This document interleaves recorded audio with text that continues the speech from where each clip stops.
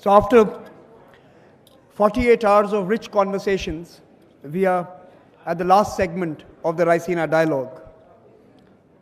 And we have saved the best for last. We have excellent speakers lined up for the next 1 hour. We will first invite, and we are delighted to invite, Dato Sri Anwar bin Ibrahim, the President of the People's Justice Party of Malaysia, to deliver the valedictory address. He is the founder and leading figure of the party and was formerly leader of the opposition between 2008 and 2015. Mr. Ibrahim has had a long and distinguished political life and has had several government positions, including as Minister for Culture, Youth, Sports, Agriculture and Education. He was widely praised for spearheading Malaysia's emergence and economic growth in the 90s when he held the position of Minister of Finance. He is also the person most responsible for the upbeat optimism around Malaysia today. We are indeed privileged and honored to have him speak to us at the dialogue and to deliver the valedictory address. Mr. Ibrahim, it's my privilege to invite you to speak to us this evening.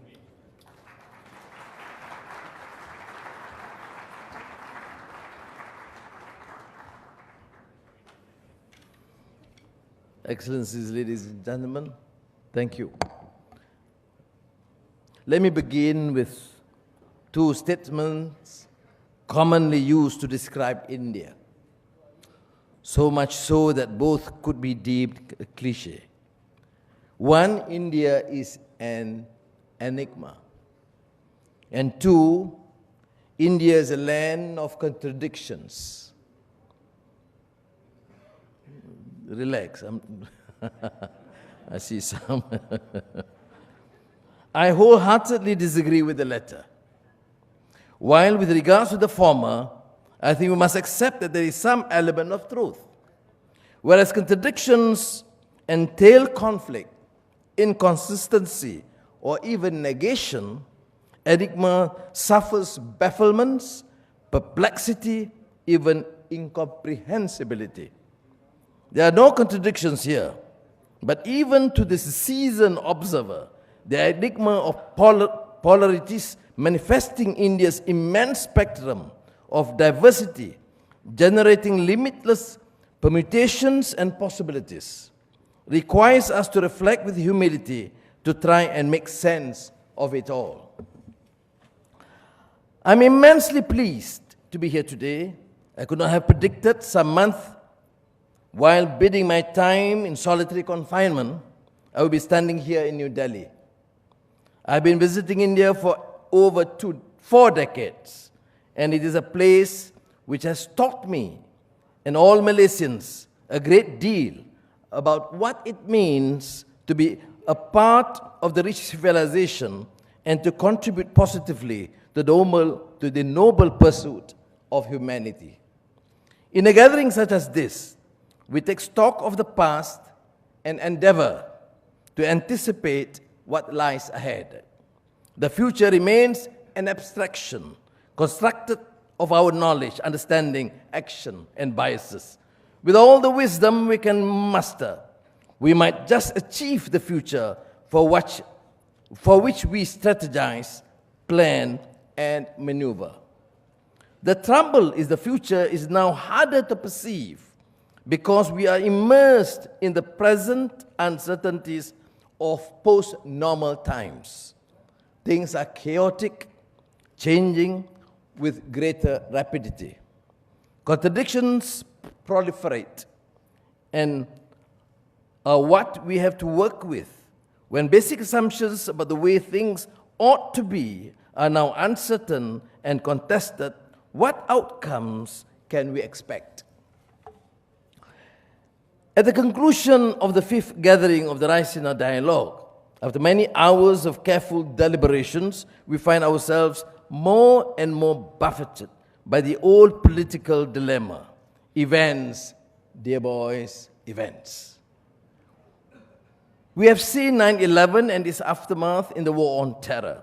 We have endured misguided wars in Iraq and Libya, a never-ending campaign in Afghanistan, the consequences of which are wreaking havoc across the region and the world. We saw the rise of the surveillance state and the erosion of civil liberties.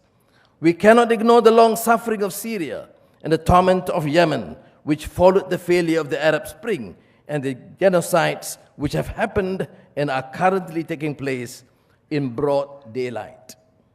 The worst financial crisis in generations was a crisis of America's own creation and has shone a bright light once again on the inevitable failure of unbridled capitalism, free markets, and unmitigated greed.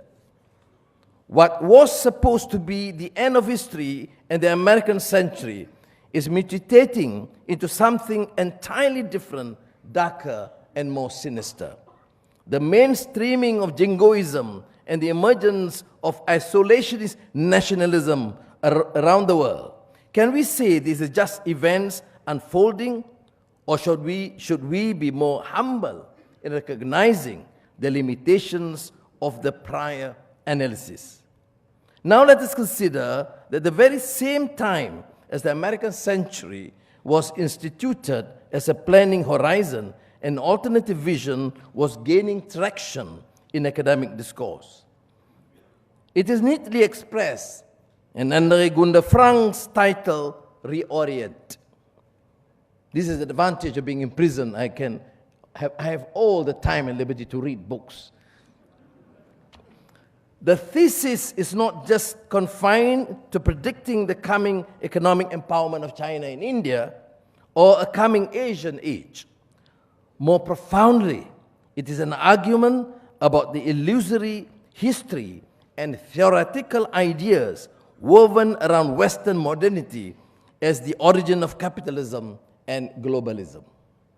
The crucial message is the body of evidence amassed about Asian economic history. It is the reality of industry, productivity, innovation, trade, and connectivity which powered an Asian global economy that included Europe long before Europe erupted across oceans to recenter the world. The big picture, reoriented, is the present challenge that faces us all. We cannot afford to approach the future as a competitive zero-sum game. If the West is no longer in the driving seat, that does not mean the rise of Asia is inherently threatening. A world system is or can be a mutual, reciprocal, multifaceted interrelationship. Founded on the principles of social democracy, the state of India used to lord over economic policies, giving rise to extensive regulation and public ownership, not to mention sluggish growth and widespread corruption.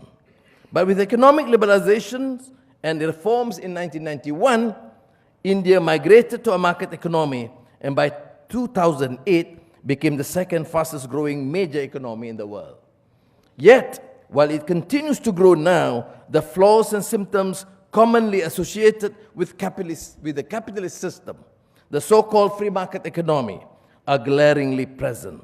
Apart from the immense wealth inequities, there are the millions caught in the middle income trap and hundreds of millions more caught in the quagmire of poverty. Corruption in its myriad varieties continue to plague the system.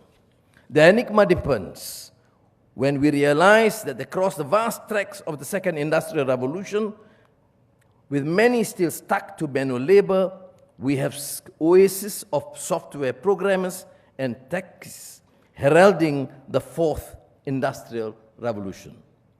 With a gargantuan pool of half a billion workers, of whom 94% work in unincorporated enterprises, millions without access to electricity, let alone the internet, there emerges the city of Bangalore, India's very own Silicon Valley. This is nothing if not signifying the vast polarities in human capital development and the disparate state of knowledge economy. Yet, the enigma deepens when we consider India's rich culture and democratic process and contrast that against the autocratic, dictatorial regimes of some of her proximate neighbors. Speaking of which, China, the second largest economy, if not already the largest, loom large in the equation. Common sense tells us that it's not just in India's interest, but also in the strategic and commercial interests of all in the region that India maintains a balanced relationship with China. A balanced relationship is neither a master-servant nor superior-subordinate associations. Nevertheless, on account of the realities of the respective strengths and weaknesses of the parties concerned, it would take a great leap of the imagination to suggest that it will be a relationship inter pares. It is not entirely for the big picture, is that all of us, East and West, North and South, need to look back and record our understanding of history. Together as participants, we all need to look forward with a greater understanding of new possibilities. We must open our minds to alternative futures that are mutually supportive, collaborative, open and answerable to the diversity of our different requirements. Perhaps some inconvenient truth to begin with will remind us of atrocities that have been perpetrated in the name of religion, and in this regard, all are culpable. Medieval India witnessed many instances of temple destruction committed by rival Indian kingdoms against each other, attendant on conflicts between adherents of different deities, as well as between Hindus, Buddhists, and Jains. Later on, the Islamic expansion in India, during the various phases, saw the destruction of temples, Hindu in particular, ostensibly in the name of religion. And if we dial back to the era of the Crusades, we are reminded of the mayhem and the bloodbath in the Eastern Mediterranean on account of wars to recapture the Holy Land from Muslim rule. It is hard to ignore these dynamics at work here in India. No country more publicly and vituperatively contests its own history, not to reclaim from colonizers, but to purge it on the presence of minorities. The awful history of communal violence that was the birth of Indian independence continues to be incited and tragically reenacted thanks to visions of the past that embraces the thesis of partition.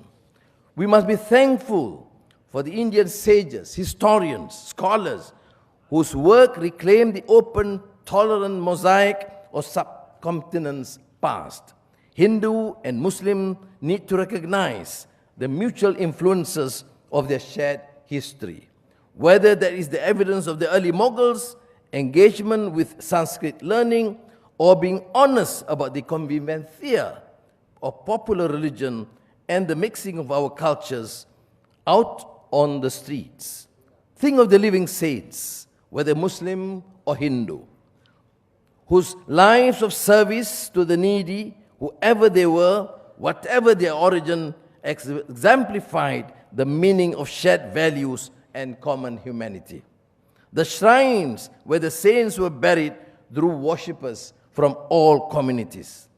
However much religious purists might object and demur at this aspect of popular religion, it testifies that goodness and mercy are models we all appreciate. There is a moral lesson that we contemplate tackling insurgent ideologies. No one is won over by exclusionary ethics or self-aggrandizing fervor. It is common humanity that draws people together. The task is to find pragmatic means to accommodate diversity, to enable plurality to flourish without creating barriers and boundaries to common endeavor. We meet at a time of rising nationalism around the globe, fueled by Hydra-headed fear. The greatest fear is the fear of the other, of the motives, intentions, and aspirations of people deemed to be different. Closing borders, raising barriers, calls to rely on our own identity and to keep separate are spreading like a pandemic. What has been described as nativist economics in America is startling indeed. And in Europe, they call it nationalism.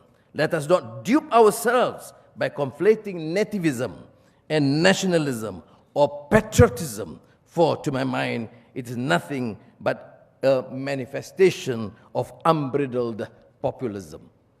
With the doubling down of its semantic cousins such as xenophobia, ultranationalism, jingoism, the anti-immigration discourse has morphed into toxic mutations of domestic racism, religious animosity, and communal hatred, with chronic race baiting and incitement to violence becoming an increasingly common occurrence. What is worse is that it blinds us from seeking solutions to the most pressing challenges facing humanity today: forced migration and climate change, the exploitation of natural environment, and addressing education inequality, uplifting the poor and the marginalized. These problems will only find solutions in initiatives which are innovative, collaborative, and inclusive. The resurgence of ultranationalism is a global phenomenon. It is a precursor to fear and present danger to peace and security. Extreme identity politics and polemics contribute to the conditions in which the seductive call to violence festers. We must reject it. Ladies and gentlemen, I still remember words of Pandit Jawaharlal Nehru, the very embodiment of India, as he tells us India's tryst with destiny, and how at the stroke of midnight hour, when the world sleeps, India will awake to life and freedom. Well, in Malaysia, it wasn't exactly at midnight.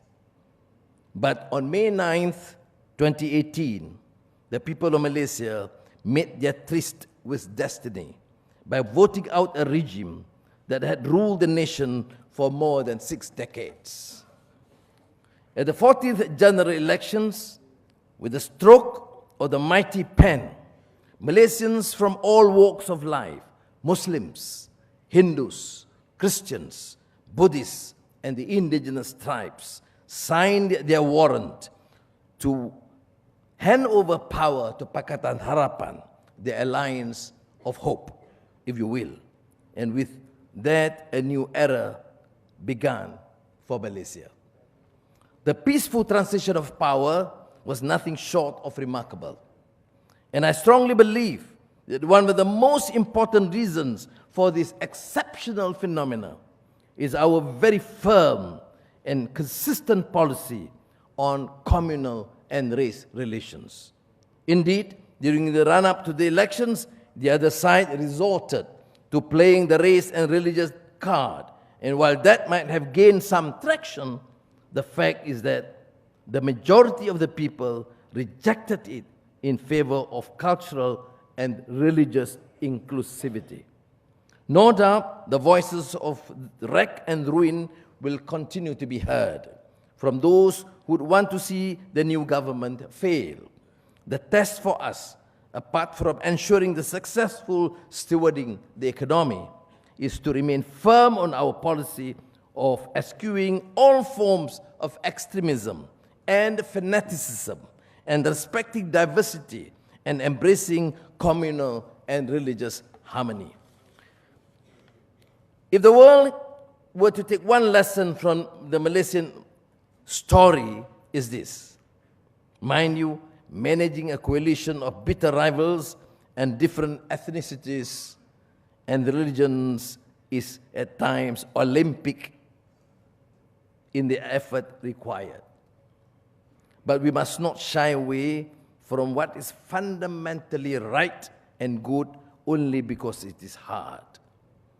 I believe the generations which follow will look back at this inflection point in our history with appreciation that we fought tooth and nail for a country that embraces all. What is politically right cannot be morally wrong. What is morally right cannot be politically wrong. And that is to quote Gandhiji.